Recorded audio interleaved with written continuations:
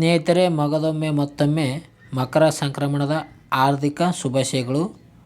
ನಾನು ಈ ಒಂದು ವಿಡಿಯೋ ಯಾವುದಂದರೆ ಸ್ವಾಮಿ ವಿವೇಕಾನಂದರ ಕುರಿತು ಪ್ರಮುಖ ಪ್ರಶ್ನೆಗಳಿರ್ತವೆ ನೋಡ್ರಿ. ನಾನು ಸ್ವಾಮಿ ವಿವೇಕಾನಂದರ ಬಗ್ಗೆ ಈಗ ತಾನೇ ಒಂದು ವಿಡಿಯೋ ಹಾಕಿದ್ದೆ. ಅದಕ್ಕೆ ಸಂಬಂಧಿಸಿದಂಥ ಒಂದು ಪ್ರಮುಖ ಪ್ರಶ್ನೆಗಳಿರ್ತವೆ ನೋಡ್ರಿ. ಇದು ಯಾರು ಆ ವಿಡಿಯೋ ನೋಡಿಲ್ಲೋ ಮೊದಲು ಆ ವಿಡಿಯೋ ನೋಡಿಕೊಂಡು ಆ ನಂತರ ಈ ಒಂದು ವಿಡಿಯೋನ ನೋಡಿ. ಯಾಕಂದರೆ ಅಲ್ಲಿ ವಿಡಿಯೋದಲ್ಲಿ ನಿಮಗೆ ಅವರ ಬಗ್ಗೆ, ಅವರ ಒಂದು ಪತ್ರಿಕೆ ಆಗಿರ್ಬೋದು, ಅವರ ಕೃತಿ ಆಗಿರ್ಬೋದು, ಅವೆಲ್ಲ ಮಾಹಿತಿ ತಿಳ್ಕೊಂಡ ಮೇಲೆ ಈ ಒಂದು ಕ್ವಶನ್ಗೆ ನಿಮಗೆ ಬಿಡಿಸಲು ಸಹಾಯವಾಗುತ್ತದೆ. ಆಯಿತಾ? ಬನ್ನಿ ಫ್ರೆಂಡ್ಸ್, ಸ್ಟಾರ್ಟ್ ಮಾಡೋಣ. ಮೊದಲನೇ ಒಂದು ಪ್ರಶ್ನೆ, ಸ್ವಾಮಿ ವಿವೇಕಾನಂದರ ಜನ್ಮದಿನವನ್ನು ಭಾರತದಲ್ಲಿ ಯಾವ ದಿನವಾಗಿ ಆಚರಣೆ ಮಾಡಲಾಗುತ್ತದೆ? ರಾಷ್ಟ್ರೀಯ ಶಿಕ್ಷಣ ದಿನ, ಬಿ ರಾಷ್ಟ್ರೀಯ ಯುವ ದಿನ, ಸಿ ರಾಷ್ಟ್ರೀಯ ಏಕತಾ ದಿನ, ಡಿ ರಾಷ್ಟ್ರೀಯ ಸೇವಾ ದಿನ. ಇದಕ್ಕೆ ಸರಿಯಾದ ಉತ್ತರ ಆಪ್ಷನ್ಸ್ ಬಿ, ರಾಷ್ಟ್ರೀಯ ಯುವ ದಿನಾಚರಣೆಯನ್ನು ಮಾಡಲಾಗುತ್ತದೆ ನೋಡ್ರಿ. ಏನು ಮಾಡ್ತಾರೆ ಅಂದರೆ, ಈ ಒಂದು ಸ್ವಾಮಿ ವಿವೇಕಾನಂದರ ಜನ್ಮದಿನವಾಗಿರುವಂಥ ಜನವರಿ 12ನೇ ತಾರೀಕು ಏನು ಮಾಡ್ತಾರೆ ಅಂದರೆ, ಪ್ರತಿ ವರ್ಷ ಈ ಒಂದು ರಾಷ್ಟ್ರೀಯ ಯುವಕರ ದಿನಾಚರಣೆಯನ್ನು ಮಾಡುತ್ತಾರೆ. ಜನವರಿ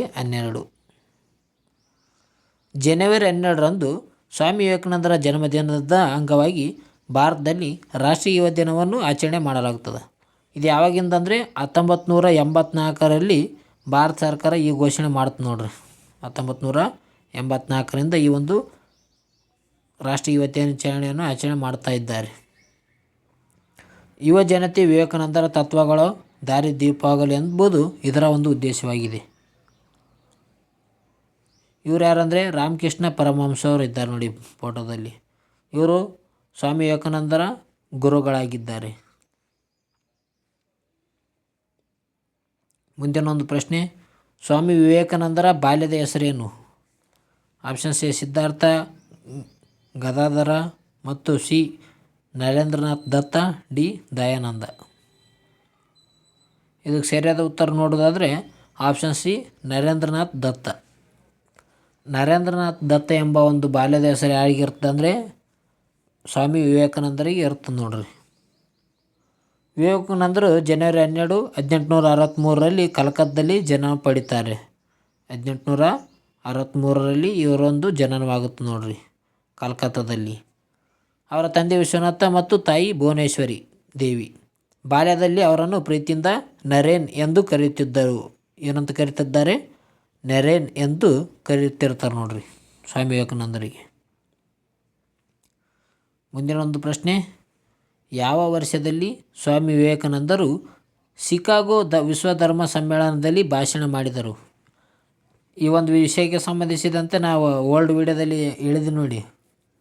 ಸ್ವಾಮಿ ವಿವೇಕಾನಂದರ ಪ್ರಮುಖ ಒಂದು ವಿಡಿಯೋ ಹಾಕಿದ್ದೀನಿ. ಆ ವಿಡಿಯೋದಲ್ಲಿ ಎಲ್ಲ ಈ ಒಂದು ಪ್ರಶ್ನೆಗಳಿಗೆ ಉತ್ತರ ಅಲ್ಲೇ ಸಿಗುತ್ತೆ ನಿಮಗೆ. ಆ ಒಂದು ವಿಡಿಯೋ ನೋಡಿ, ಈ ಒಂದು ವಿಡಿಯೋ ನೋಡಿದ್ರೆ ಎಲ್ಲ ಒಂದು ಪ್ರಶ್ನೆಗಳಿಗೆ ಉತ್ತರಿಸ್ತಾರೆ ನೀವು. ಶಿಕಾಗೋ ವಿಶ್ವಧರ್ಮ ಸಮ್ಮೇಳನದಲ್ಲಿ ಭಾಷಣ ಮಾಡಿದಂಥ ವರ್ಷ ಯಾವ ವರ್ಷ ಅಂತ ಕೇಳಿದ್ದಾರೆ ಇಲ್ಲಿ. 1890, 1893, 1897, 1900. ಇದಕ್ಕೆ ಸರಿಯಾದ ಉತ್ತರ 1893ರಲ್ಲಿ ಮಾಡ್ತಾರೆ ನೋಡ್ರಿ. 1893ರಲ್ಲಿ ಸೆಪ್ಟೆಂಬರ್ 11ನೇ ತಾರೀಕು ಏನು ಮಾಡ್ತಾರೆ ಅಂದರೆ, ಇವರು ಅಮೇರಿಕಾದ ಶಿಕಾಗೋದಲ್ಲಿ ನಡೆದ ವಿಶ್ವಧರ್ಮ ಸಮ್ಮೇಳನದಲ್ಲಿ ಇವರು ಐತಿಹಾಸಿಕ ಭಾಷಣವನ್ನು ಮಾಡ್ತಾರೆ. ಅಮೇರಿಕಾದ ನನ್ನ ಸಹೋದರ ಸಹೋದರಿಯರೇ ಎಂಬ ಇವರ ಮಾತುಗಳು ವಿಶ್ವದ ಗಮನ ಸೆಳೀತವೆ. ಅಲ್ಲಿ ಅಮೇರಿಕಾದ ನನ್ನ ಸಹೋದರ ಸಹೋದರಿ ಎಂಬ ಒಂದು ಮಾತನ್ನು ಹೇಳಿರ್ತಾರೆ ನೋಡ್ರಿ ಅಲ್ಲಿ. ಮುಂದಿನ ಒಂದು ಪ್ರಶ್ನೆ, ರಾಮಕೃಷ್ಣ ಮಿಷನನ್ನು ಯಾವ ವರ್ಷದಲ್ಲಿ ಸ್ಥಾಪಿಸಲಾಯಿತು? ಇದು ಕೂಡ ಇಂಪಾರ್ಟೆಂಟ್ ಆದ ಪ್ರಶ್ನೆ ಆಗಿದೆ. ರಾಮಕೃಷ್ಣ ಮಿಷನ್ ಯಾವ ವರ್ಷದಲ್ಲಿ ಸ್ಥಾಪನೆ ಮಾಡಲಾಗಿತ್ತು? ಈ ಒಂದು mission 1893, options B 1895, option C 1897, D options ಇದೆ 1899. ಇದಕ್ಕೆ ಸರಿಯಾದ ಉತ್ತರ ಯಾವುದಪ್ಪ ಅಂತಂದರೆ 1897, ಆಪ್ಷನ್ ಸಿ ಸರಿಯಾದ ಉತ್ತರ. 1897ರಲ್ಲಿ ಈ ಒಂದು ರಾಮಕೃಷ್ಣ ಒಂದು ಮಿಷನನ್ನು ಪ್ರಾರಂಭ ಮಾಡ್ತಾರೆ ನೋಡ್ರಿ. ಮೇ 1ನೇ ತಾರೀಕು 1897ರಲ್ಲಿ ಸ್ವಾಮಿ ವಿವೇಕಾನಂದರು ತಮ್ಮ ಗುರುಗಳ ಹೆಸರಿನಲ್ಲಿ ರಾಮಕೃಷ್ಣ ಮಿಷನನ್ನು ಸ್ಥಾಪನೆ ಮಾಡ್ತಾರೆ. ಈ ಸಂಸ್ಥೆ ಆಧ್ಯಾತ್ಮಿಕ ಬೋಧನೆ ಮತ್ತು ಸಾಮಾಜಿಕ ಸೇವಾ ಚಟುವಟಿಕೆಗಳಿಗೆ ಹೆಸರುವಾಸಿಯಾಗಿದೆ. ಆಧ್ಯಾತ್ಮಿಕ ಬೋಧನೆ ಮತ್ತು ಸಾಮಾಜಿಕ ಒಂದು ಸೇವೆ ಚಟುವಟಿಕೆಗಳಿಗೆ ಈ ಒಂದು ರಾಮಕೃಷ್ಣ ಮಿಷನ್ ಹೆಸರುವಾಸಿಯಾಗಿದೆ ನೋಡ್ರಿ. 1897 ಮೇ 1ನೇ ತಾರೀಕು ಸ್ಥಾಪನೆ ಆಗ್ತದೆ. ಮುಂದಿನ ಒಂದು ಪ್ರಶ್ನೆ, ರಾಮಕೃಷ್ಣ ಮಿಷನ್ನ ಕೇಂದ್ರ ಕಚೇರಿ ಎಲ್ಲಿದೆ? A Dakshineswar, B Belur Math, C Kanyakumari, D Varanasi. ಇದಕ್ಕೆ ಸರಿಯಾದ ಉತ್ತರ ನೋಡೋದಾದರೆ ಬೇಲೂರು ಮಠ ನೋಡ್ರಿ. ಬೇಲೂರು ಮಠದಲ್ಲಿ ಒಂದು ರಾಮಕೃಷ್ಣ ಮಿಷನ್ ಕೇಂದ್ರ ಕಚೇರಿ ಕಂಡುಬರ್ತದೆ. ಪಶ್ಚಿಮ ಬಂಗಾಳದ ಹೂಗ್ಲಿ ನದಿಯ ದಡದಲ್ಲಿರುವ ಬೇಲೂರು ಮಠದಲ್ಲಿ ರಾಮಕೃಷ್ಣ ಮಠ ಮತ್ತು ಮಿಷನ್ನ ಕೇಂದ್ರ ಕಚೇರಿಯಾಗಿದೆ ನೋಡ್ರಿ. ಈ ಒಂದು ರಾಮಕೃಷ್ಣ ಒಂದು ಮಿಷನ್ ಇದೆಯಲ್ಲ, ಅದರ ಒಂದು ಕೇಂದ್ರ ಕಚೇರಿ ಎಲ್ಲಿದೆ ಅಂದರೆ ಈ ಒಂದು ಬೇಲೂರು ಮಠದಲ್ಲಿ ಕಂಡುಬರ್ತದೆ. ಇದು ಪಶ್ಚಿಮ ಬಂಗಾಳದಲ್ಲಿ ಇದೆ ನೋಡಿ. ಇದನ್ನು ವಿವೇಕಾನಂದರು 1898ರಲ್ಲಿ ಸ್ಥಾಪಿಸ್ತಾರೆ ನೋಡ್ರಿ.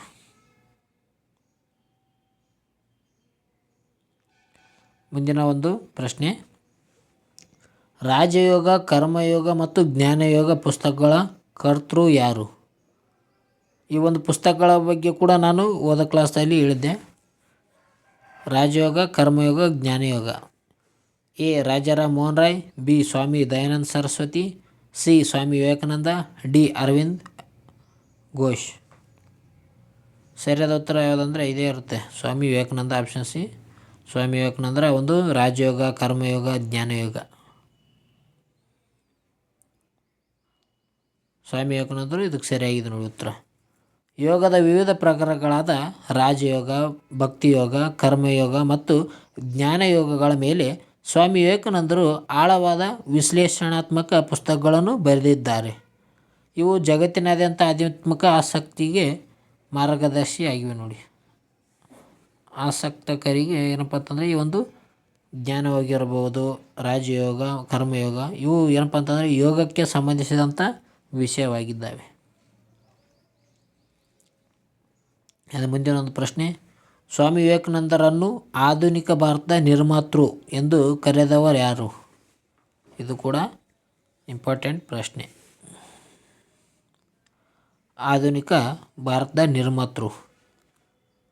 A Mahatma Gandhi, B Subhash Chandra Bose, C Jawaharlal Nehru, D Bal Gangadhar Tilak. ಇದಕ್ಕೆ ಸರಿಯಾದ ಉತ್ತರ ನೋಡೋದಾದರೆ ಆಪ್ಷನ್ಸ್ ಬಿ ಸುಭಾಷ್ ಚಂದ್ರ ಬೋಸ್. ಸುಭಾಷ್ ಚಂದ್ರ ಬೋಸ್ ಅವರು ಏನು ಹೇಳ್ತಾರೆ ಅಂದರೆ ಇವರನ್ನು ಆಧುನಿಕ ಭಾರತದ ನಿರ್ಮಾತೃ ಎಂಬ ಒಂದು ಹೇಳಿಕೆಯನ್ನು ಹೇಳಿದ್ದಾರೆ ಇವರಿಗೆ ಸಂಬಂಧಪಟ್ಟಂತ. ನೇತಾಜಿ ಸುಭಾಷ್ ಚಂದ್ರ ಬೋಸ್ ಅವರು ವಿವೇಕಾನಂದರ ವಿಚಾರಧಾರೆಗಳಿಂದ ಅತೀವವಾಗಿ ಪ್ರಭಾವಿತವಾಗಿರ್ತಾರೆ. ಇವರೇನಪ್ಪ ಅಂತಂದರೆ ವಿವೇಕಾನಂದರನ್ನು ಆಧುನಿಕ ಭಾರತ ನಿರ್ಮಾತೃ ಎಂಬ ಒಂದು ಮಾತನ್ನು ಹೇಳಿದ್ದಾರೆ. The maker of modern India ಎಂಬ ಒಂದು ಮಾತನ್ನು ಸ್ವಾಮಿ ವಿವೇಕಾನಂದರಿಗೆ ಸುಭಾಷ್ ಚಂದ್ರ ಬೋಸ್ ಹೇಳಿದ್ದಾರೆ ನೋಡಿ. ಮುಂದಿನ ಒಂದು ಪ್ರಶ್ನೆ, ವಿವೇಕಾನಂದರು ನ್ಯೂಯಾರ್ಕ್ನಲ್ಲಿ ಯಾವ ವರ್ಷದಲ್ಲಿ ವೇದಾಂತ ಸೊಸೈಟಿಯನ್ನು ಸ್ಥಾಪಿಸಿದರು? ವೇದಾಂತ ಸೊಸೈಟಿಯನ್ನು ಯಾವ ವರ್ಷದಲ್ಲಿ ಸ್ಥಾಪಿಸ್ತಾರೆ ವಿವೇಕಾನಂದರು? A 1893, B 1894, C 1896, D 1898. ಇದಕ್ಕೆ ಸರಿಯಾದ ಉತ್ತರ ನೋಡೋದಾದರೆ ಆಪ್ಷನ್ಸ್ ಬಿ 1894ರಲ್ಲಿ ವೇದಾಂತ ಸೊಸೈಟಿಯನ್ನು ಸ್ಥಾಪಿಸ್ತಾರೆ ನೋಡ್ರಿ. ಶಿಕಾಗೋ ಭಾಷಣದ ನಂತರ ಅಮೆರಿಕದಲ್ಲಿ ವೇದಾಂತ ತತ್ವದ ಪ್ರಸಾರಕ್ಕಾಗಿ ವಿವೇಕಾನಂದರು 1894ರಲ್ಲಿ ನ್ಯೂಯಾರ್ಕ್ನಲ್ಲಿ ವೇದಾಂತ ಸೊಸೈಟಿಯನ್ನು ಸ್ಥಾಪನೆ ಮಾಡಿದರು. ಯಾವಾಗ 1894ರಲ್ಲಿ ಏನು ಮಾಡ್ತಾರೆ ಅಂದರೆ ಈ ಒಂದು ಶಿಕಾಗೋ ಭಾಷಣದ ನಂತರ ಅಲ್ಲಿ ಏನಪ್ಪ ಅಂತಂದರೆ ವೇದಾಂತ ತತ್ವದ ಪ್ರಸಾರಕ್ಕಾಗಿ ಈ ಒಂದು ವೇದಾಂತ ಸೊಸೈಟಿಯನ್ನು ಸ್ಥಾಪನೆ ಮಾಡ್ತಾರೆ ನೋಡ್ರಿ 1894ದಾಗ. ಇದು ಪಾಶ್ಚಿಮಾತ್ಯ ದೇಶಗಳಲ್ಲಿ ಭಾರತೀಯ ತತ್ವಶಾಸ್ತ್ರದ ಬುನಾದಿ ಆಯಿತು. ಅಂದರೆ ಈ ಒಂದು ಬೇರೆ ದೇಶಗಳಲ್ಲಿ ಹೋಗಿಸಿಂದ ಭಾರತದ ಒಂದು ಸೊಸೈಟಿಯನ್ನು ಸ್ಥಾಪನೆ ಮಾಡ್ತಾರೆ. ಯಾವಾಗ 1894ದಾಗ ತತ್ವಶಾಸ್ತ್ರದ ಒಂದು ಬುನಾದಿ ಆಗಿದೆ. ಸ್ವಾಮಿ ವಿವೇಕಾನಂದರು ಸ್ಥಾಪನೆ ಮಾಡ್ತಾರೆ ನೋಡ್ರಿ. ವಿವೇಕಾನಂದ ರಾಕ್ ಮೆಮೋರಿಯಲ್ ಎಲ್ಲಿದೆ? A Rameswaram, B Kanyakumari, C Puri, D Kochi. Vivekananda rock memorial. ಸರಿಯಾದ ಉತ್ತರ ಬಿ ನೋಡಿ, ಕನ್ಯಾಕುಮಾರಿಯಲ್ಲಿ ಕಂಡುಬರ್ತದೆ ವಿವೇಕಾನಂದ ರಾಕ್ ಮೆಮೋರಿಯಲ್. ತಮಿಳುನಾಡಿನ ಕನ್ಯಾಕುಮಾರಿಯಲ್ಲಿ ಸಮುದ್ರದ ನಡುವೆ ಇರುವ ಬಂಡೆಯ ಮೇಲೆ ಈ ಒಂದು ಸ್ಮಾರಕ ಕಂಡುಬರ್ತದೆ. 1892ರಲ್ಲಿ ವಿವೇಕಾನಂದರು ಇಲ್ಲಿ ಜ್ಞಾನ ಮಾಡಿದ್ದಾರೆ ಎಂಬ ಒಂದು ಹೇಳಿಕೆ ಕಂಡುಬರ್ತದೆ. ಈ ಒಂದು ಸ್ಮಾರಕವನ್ನು 1970ರಲ್ಲಿ ಉದ್ಘಾಟನೆ ಮಾಡಿದ್ದಾರೆ. ಈ ಒಂದು ಏನು ಈ ಕನ್ಯಾಕುಮಾರಿಯಲ್ಲಿ ಕಂಡುಬರ್ತದೆ ಆ ಒಂದು ಸಮುದ್ರದ ತೀರದ ಬಂಡೆಗಳ ಮೇಲೆ ಆ ಒಂದು ವಿವೇಕಾನಂದರ ಸ್ಮಾರಕ ಕಂಡುಬರ್ತದೆ ನೋಡ್ರಿ. 1892ರಲ್ಲಿ ವಿವೇಕಾನಂದರು ಆ ಒಂದು ಸ್ಥಳದಲ್ಲಿ ಏನಪ್ಪ ಅಂತಂದರೆ ಜ್ಞಾನ ಮಾಡ್ಕೊತ ಕುಳಿತಿರ್ತಾರಂತ. ಅಲ್ಲೇ ಅವರ ಒಂದು ಸಮಾಧಿ ಕಂಡುಬರುತ್ತೆ. ಈ ಒಂದು ಸಮಾಧಿ ಯಾವಾಗಂದ್ರೆ 1970ರ ಒಂದು ಇಸ್ವಿಯಲ್ಲಿ ಏನು ಮಾಡ್ತಾರೆ ಅಂದರೆ ಉದ್ಘಾಟನೆಯನ್ನು ಮಾಡ್ತಾರೆ. ಮುಂದಿನ ಒಂದು ಪ್ರಶ್ನೆ, ಸ್ವಾಮಿ ವಿವೇಕಾನಂದರ ಆಧ್ಯಾತ್ಮಿಕ ಗುರುಗಳು ಯಾರು? ಆಧ್ಯಾತ್ಮಿಕ ಗುರುಗಳು ಯಾರು? A Ishwarchandra Vidyasagar, B Shri Ramakrishna Paramahamsa, B Ramakrishna Paramahamsa, C Debendranath Tagore, D Keshavchandra Sen. ನಿಮಗೆಲ್ರಿಗೂ ಗೊತ್ತಿರೋ ಹಾಗೆ ಆಪ್ಷನ್ಸ್ ಬಿ ಶ್ರೀ ರಾಮಕೃಷ್ಣ ಪರಮಹಂಸ. ದಕ್ಷಿಣೇಶ್ವರ ಕಾಳಿ ದೇವಸ್ಥಾನದ ಅರ್ಚಕರಾಗಿದ್ದ ಶ್ರೀ ರಾಮಕೃಷ್ಣ ಪರಮಹಂಸರು ವಿವೇಕಾನಂದರ ಜೀವನದಲ್ಲಿ ಬೆಳಕಾಗ್ತಾರೆ. ಇವರ ಸರಳತೆ ಮತ್ತು ದೈವಿಕ ಒಂದು ಸಾಕ್ಷಾತ್ಕಾರ ನರೇಂದ್ರನನ್ನು ವಿವೇಕಾನಂದನಾಗಿ ಪರಿವರ್ತನೆ ಮಾಡುತ್ತದೆ ನೋಡ್ರಿ. ಈ ಒಂದು ಪರಮಹಂಸರು ಇರ್ತಾರೆ. ಇವರು ಯಾವಂದರೆ ಕಾಳಿ ದೇವಸ್ಥಾನದ ಅರ್ಚಕರಾಗಿರ್ತಾರೆ ನೋಡ್ರಿ, ರಾಮಕೃಷ್ಣ ಪರಮಹಂಸರು. ಇವು ಏನಪ್ಪ ಅಂತಂದರೆ ವಿವೇಕಾನಂದರಿಗೆ ಸಂಬಂಧಿಸಿದಂಥ ಒಂದು ಪ್ರಮುಖ ಪ್ರಶ್ನೆಗಳಾಗಿವೆ ನೋಡಿ. ಈ ವಿವೇಕಾನಂದರಿಗೆ ಸಂಪೂರ್ಣ ಮಾಹಿತಿ ಬೇಕಂತಂದರೆ ನಾನು ಈಗ ಆಲ್ರೆಡಿ ವಿವೇಕಾನಂದರ ಬಗ್ಗೆ ಒಂದು ವಿಡಿಯೋ ಮಾಡಿದ್ದೀನಿ. ಆ ಒಂದು ವಿಡಿಯೋ ನೋಡ್ಕೊಳ್ರಿ. ಆ ಒಂದು ವಿಡಿಯೋ ನೋಡಿಕೊಂಡ್ರೆ ನಿಮಗೆ ಅವರ ಒಂದು ಸಂಪೂರ್ಣ ಮಾಹಿತಿ ಸಿಗ್ತದೆ. ಓಕೆ, ಈ ಒಂದು ವಿಡಿಯೋ ಇಷ್ಟ ಆಯ್ತು ಅಂದರೆ ಲೈಕ್ ಬಟನ್ ಪ್ರೆಸ್ ಮಾಡಿ, ನಿಮ್ಮ ಫ್ರೆಂಡ್ಗಳಿಗೂ ಶೇರ್ ಮಾಡಿ, ಹೊಸಬರಾದರೆ ಬೇಗನೆ ಸಬ್ಸ್ಕ್ರೈಬ್ ಆಗಿ. ಅದೇ ರೀತಿಯಾಗಿ ಕಮೆಂಟ್ ಬಾಕ್ಸ್ನಲ್ಲಿ ಕೂಡ ಹಲವಾರು ವಿದ್ಯಾರ್ಥಿಗಳು ಸರಿಯಾದ ಉತ್ತರವನ್ನು ನೀಡ್ತಿದ್ರಿ. ಕಮೆಂಟ್ ಮಾಡಿಗೆಸಿಂದ ವೆರಿ ಗುಡ್ ಜಾಬ್. ಅಲ್ಲಿ ಕೂಡ ಹೇಳಿಕೆ ರೂಪದ ಕ್ವಶನ್ ಇರ್ತವೆ ನೋಡ್ರಿ, ಹೇಳಿಕೆ ರೂಪದ ಪ್ರಶ್ನೆಗಳಿರ್ತವೆ. ಆ ಒಂದು ನೀವು ಪ್ರಶ್ನೆಯನ್ನು ಬಿಡಿಸಿದ್ದೆ ಆದರೆ, ಹೇಳಿಕೆ ರೂಪದ ಒಂದು ಪ್ರಶ್ನೆಗಳು ಬಿಡಿಸಿದರೆ ಆದರೆ ನೀವು 50% ಏನಪ್ಪ ಅಂತಂದರೆ ನೀವು ಕಾಂಪಿಟೇಟಿವ್ ಎಕ್ಸಾಮ್ನಾಗಲ್ಲಿ 50%ಕಿಂತ ಜಾಸ್ತಿನೇ ದಾಟಿದ್ದಂಗೆ ಅರ್ಥ. 50% ಕೂಡ ದಾಟಿದಂಗೆ ಅರ್ಥ ನೋಡಿ 100%ನಲ್ಲಿ. ಯಾಕಂದರೆ ಹೇಳಿಕೆ ರೂಪದ ಪ್ರಶ್ನೆಗಳನ್ನೇ ನಾವು ಬಿಡಿಸ್ಬೇಕು ಈಗಿನ ಒಂದು ಸಮಯದಲ್ಲಿ. ಅಂದರೆ ಎಲ್ಲ ರೀತಿಯ ವಿಷಯನೂ ಗೊತ್ತಿರ್ತದಂತ ಅರ್ಥ.